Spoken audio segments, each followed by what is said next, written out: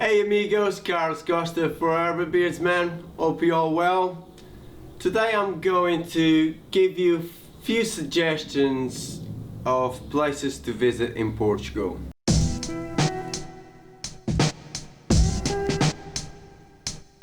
As I was saying, a few suggestions of places to visit in Portugal. As I'm in Portugal at the moment, visiting family and taking care of a few things for my wedding next year, I thought it would be appropriate to do this video. Hence I'm outside and not in a studio. So anyway, a few places to visit in Portugal. When people talk about Portugal, it's always mentioned Porto, Lisbon and Algarve.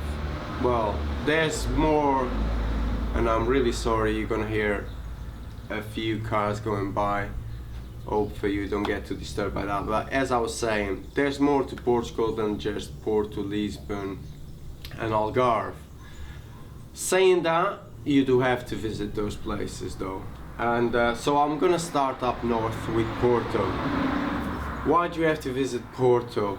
Well, Porto is very known for its Porto wine. I don't drink, but if you guys drink, I suggest you go visit the wine cellars and try the Porto wine.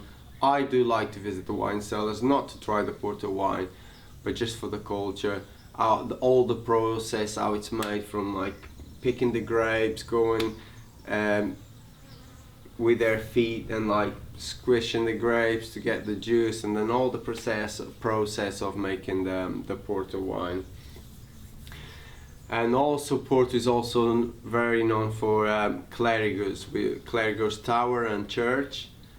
I suggest you visit that place. It's very touristic, yes, and some of these places I'm going to suggest are touristic, some are not well known, which is also a good thing. But Clerigos, you have to visit. You have to go up to the tower. It's an amazing view to the city, so you can take some really cool pictures up there. So those are my two main places in Porto to visit. If you have a bit more time, I suggest you take the boat trip. They do some boat trips down Rio Douro, the river, and you can go from Porto to Loriga. It's an amazing view throughout there. So that's north. Going further down, I'll say it's my favorite place, but a lot of the Portuguese will say it's because I was born there. So Serra de Estrela is my favorite place in Portugal. Yes, I was born there and I was raised there, so maybe that's why it's here. But it is beautiful.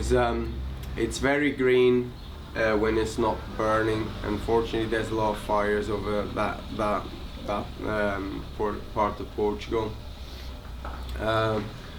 But I was there 3 days ago to book the wedding venue, and wow, it took me back. I went to places I haven't been since I was a child, and God, I missed that place. We were camping in there and it was amazing. Every time someone asks me where you're from and I say I'm from Serra de Estrela, a lot of people don't know Serra de Estrela, you know, and it's sad.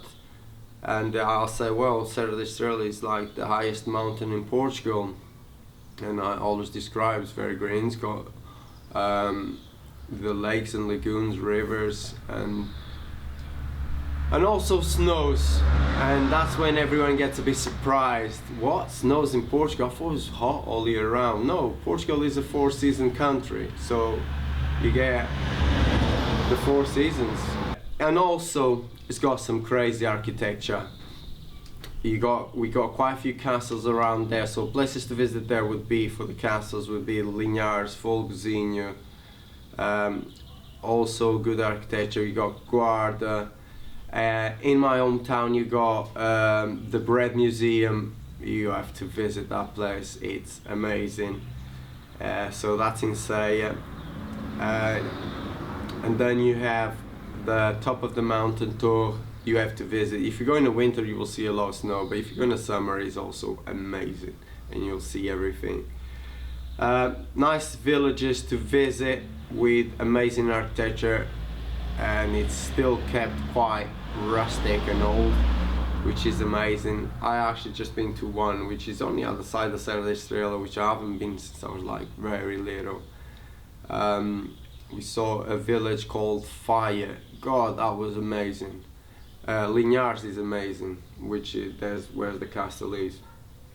You should visit Guarda for architecture. Sabugueiro, which is the highest mountain, the highest village in Portugal. It's actually on a mountain as you go up, but then it's in in a valley. It's amazing view. Loriga is amazing. It's got this valley in between two mountains, but it's on top of the village. It's got like a little a river, right? A stream of water running through some rocks, and they created like a sort of swimming pool. It's amazing, cold water, but it's amazing. And that, a lot of people describe that area as like Switzerland because of the scenery. That is very beautiful. And then moving down to Lisbon and more to the coast again. Lisbon, yes, another place you have to visit. You know, a lot of Portuguese culture there, again, architecture. There's a lot of touristic places there. Mosteiro dos Jerónimos, you got the monasteries, you got loads and loads of places. For me, it's actually the way Lisbon is built as well, the old part of Lisbon, which is all up and down these hills, all the little houses as well. So by route would be probably one of the places to see that sort of stuff. And yeah, Lisbon's got a lot of the Portuguese culture. Big city though, so expect it to be a little bit busy and very touristic. So, but everyone should visit Lisbon. It's got good character, and a lot of good architecture too. And around Lisbon you got Sintra, which is beautiful too, Serra de Sintra. So yeah, a few places to visit there. If you're into surfing around that area, you go Nazaré, which is one of the best surfing areas in the world. So there you go. But moving down to the Algarve, down south, if you're looking for a beach, God knows, there's so many beaches out here. And to be honest, there's loads of favorite places I got down here. Sagres is very nice. Lagos is cool, but like places which are not so busy, I would go to my favorite beach down here would be Fabrica. You kind of have to you have to take the boat to go to that. It's like a little sort of island, just beach. There's nothing in there, just beach.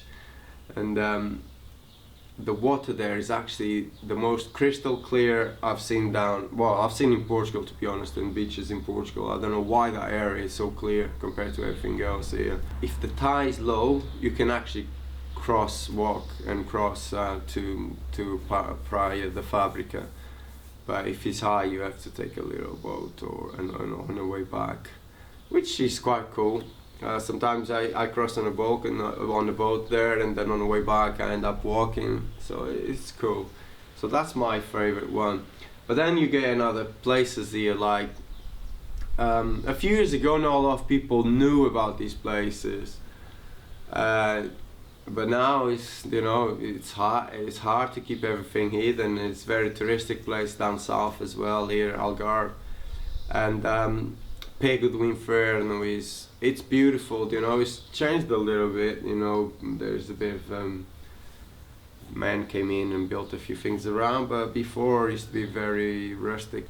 But this place it's like a hole with a little waterfall just dripping down to this hole.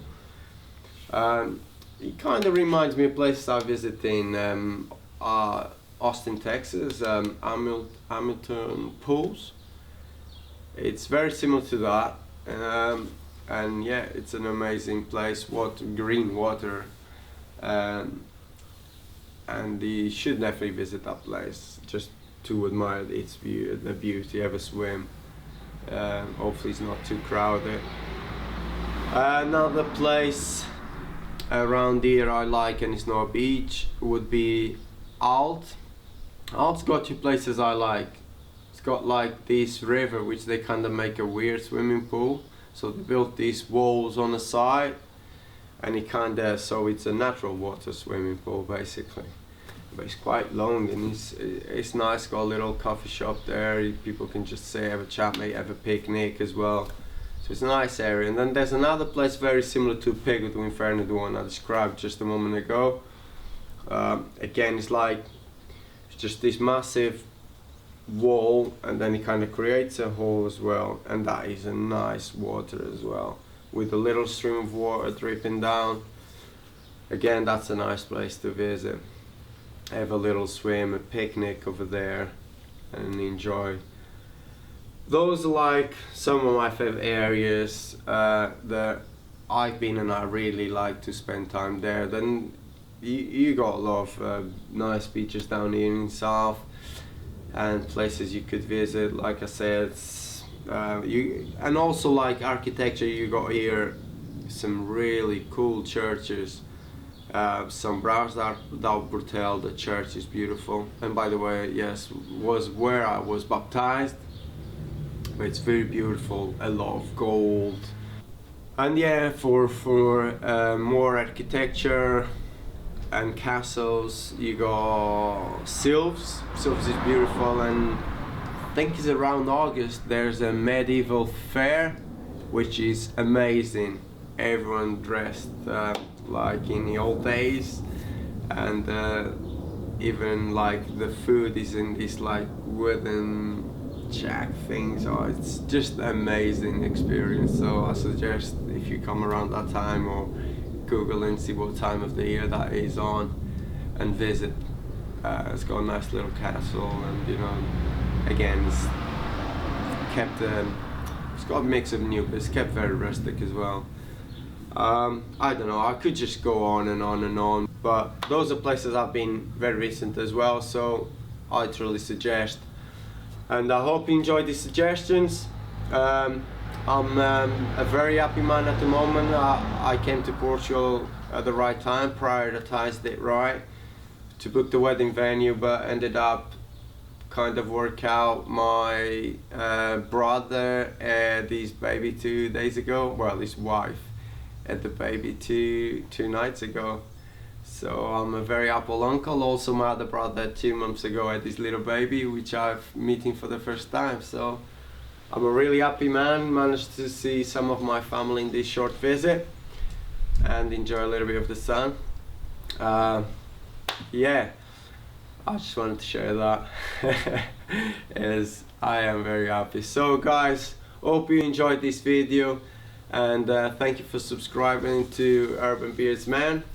And hey, stay cool.